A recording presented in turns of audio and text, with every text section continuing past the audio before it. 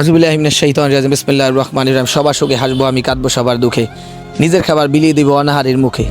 আমরা কিছু চাউল, ডাল, তেল, পেঁয়াজ সাময়িক সময়ের জন্য একটু কষ্টের ভাগি দিলাম, এছাড়া বেশি কিছু না। যেসব ব্যক্তিরা আমাদের দানের সাথে সহযোগিতা করলেন, আল্লাহ তাআলা দানকে কবুল আর মঞ্জুর করে নেন।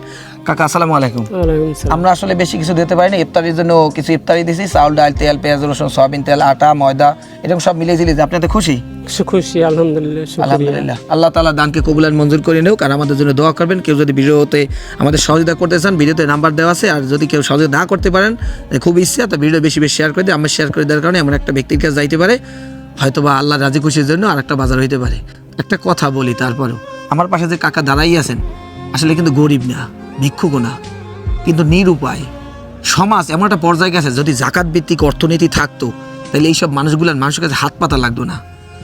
সমাজের লোক লজ্জার ভয়ে মানুষের কাছে চাইতে পারে না।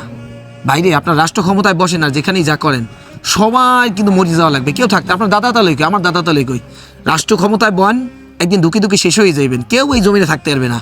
আশেপাশে মানুষগুলো যে না খাই আছে, এদের একটু খোঁজখবর নেন। কিন্তু এই যে রাস্তার পাশে অসহায় মানুষ, ভিক্ষুকে না খাই মরে যেতে, এরা অর্জনে গরিব না যে হাত পাততে পারে। গরিব বলে তারা যা মানুষকে চাইতে পারে না। আমি ভিক্ষুকের বিরোধিতা করি না, কিন্তু সবাই কষ্টের মধ্যে আছে, তাদের পাশে দাঁড়ান।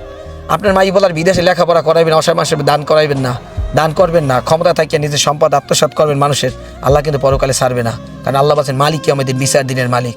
কথা যদি ভুল হয় ক্ষমা করে দেখবেন। আমি এটা ছোটো মানুষ, ভিডিওটি বেশি বেশি শেয়ার দিয়েন। আর আমাদের যদি সহযোগিতা করতে চান, বিকাশ নাম্বার দেওয়া আছে। তো ভালো থাকেন, ফি আমরিল্লাহ। আসসালামু আলাইকুম রহমতুল্লাহ।